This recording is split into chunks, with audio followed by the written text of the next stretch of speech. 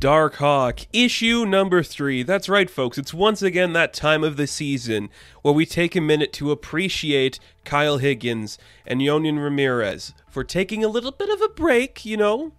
Just being like, hey, we could write something really fun and make you a cool character, but instead, we're going to reboot Darkhawk. Because you know what? I think it's a brilliant idea. That character was a testament to the 90s. And he had it ongoing for a bit there. And he had some good stuff, you know, in the Abnett Guardians run. There was a big Darkhawk push there, and then he just kind of faded away. But now a mini-series of Darkhawk getting a new character as him with Connor, it's really smart. I think it's a great idea. Again, I've been saying this for a while. I don't think Christopher is dead. I just don't think they killed him. Maybe they did. Who knows? But I will say this. I guess semi-spoilery Easter egg stuff for the Guardians of the Galaxy video game. Darkhawk does make an appearance. Like, he does get like a rap sheet. We see like they have the Raptor diamond or crystal. So I'm going to assume there's kind of a push for Darkhawk right now. That being said, this issue is really fun. So in the previous installment, we saw that Derek, who is Connor's best friend, got shot by, I think it was Sean, if I'm remembering correctly. And it looks like he's actually dead. So Connor's kind of freaking out, but he's waiting in like this MRI room with his dad, and the doctor comes in. They got like the scans here, and it looks like there's some more white dots showing up on his brain. So there's more lesions coming, meaning that it looks like Connor is getting worse. But Connor is more like, what are some like strenuous activities I could do, or like I have been doing, that could potentially lead to this getting worse? Would it be like high altitudes or anything like that? It's like, well, no, but you know, overheating, if you're getting hotter and your body temperature rises up, it does help the lesions produce a more likely outcome that could cause symptoms. So that's kind of like where he's at right now. He's like, well, I literally just turned into a Firebird guy. So that's not good. And it's very interesting this early on in a character's introduction. We're setting up the storyline of a potential illness. I think that's very cool to see. I don't think we're going to see Connor die. But it's just kind of interesting that this is going to be something he deals with. So he decides he's going to try talking to Derek, like recording a video for him. It's like, hey man, I know you're in some deep shit, I am too, but like I was just walking about one day, I found this crystal, some guy said it looks like Darkhawk, I guess he was a hero, and now I'm like this thing, and it makes me into this weird thing, so I don't really know what's going on. And we just see like as he tries to like pull off the Darkhawk suit, there's like some weird energy erupting from it.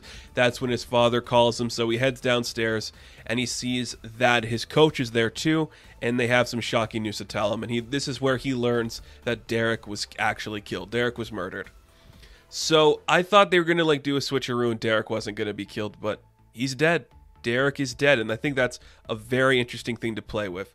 So immediately Connor goes to the bar that Sean, I think he works there, and he's just like, what happened to him? I know he was working with you. I don't need to know the specifics, but who murdered him? Because it's just too easy. He's like, why don't you get the hell out of here before I make something of you too, Connor? So Connor just leaves. Sean again just goes alone to drinking, like he knows he messed up. And then the big explosion comes into play, and Darkhawk just bursts through like, look, tell me what happened to the kid. Where is he? What happened to him? He kind of like threatens to kill Sean by dropping him down and catching him before he hits the pavement. He's like, well, it was this guy named Mr. Colt. You know, he runs this weird operation on the docks. He's got like a bunch of these weird dudes hanging out there.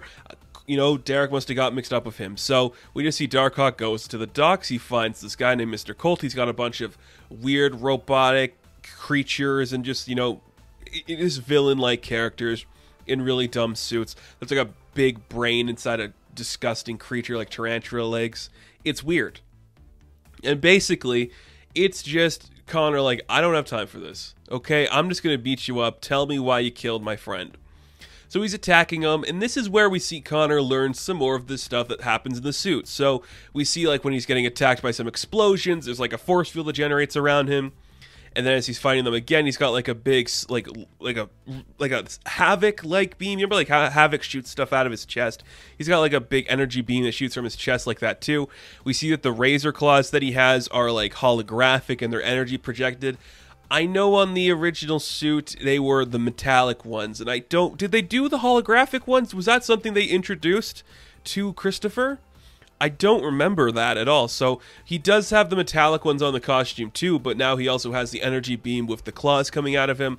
He makes easy work of these guys, but eventually, you know, because he's an untrained kid, and it doesn't look like he's doing too hot in the middle of this fight, he does kind of get his ass handed to him when there's a big explosion, and he's just kind of like falling into the river, choking and dying from just like being a part of whatever this Darkhawk thing's doing to him. And it looks like, you know, Connor's about to die, but who comes in to save him? None other than the guest star from the last issue, Spider-Man. It's Miles Morales. He's like, well, I guess somebody learned to fly before they learned how to swim. Great way to end the book. I think it's really funny, just really engaging, and I think it's great. So I was kind of saying this in the last issue. I kind of like this idea that they are establishing Connor to be part of that certain demographic, you know, with like the Miles, the Kamala, the Sam Alexanders, because if a Champions book is not selling, maybe a New Warriors book would, because that's a title that's very classic, and all these characters could be integrated over there pretty easily. I'm just saying, it's an option for them to play with. I don't think they will, but it's cool, man. I'm kind of like mixed right now on if I think this Darkhawk is going to stay relevant. Or maybe not relevant, that's not the right word. If this is going to stay the status quo for Darkhawk, I could see like an evolution happening for Christopher where he comes back as something greater, maybe like the Raptor Commander or something, like a bigger role with a different amulet.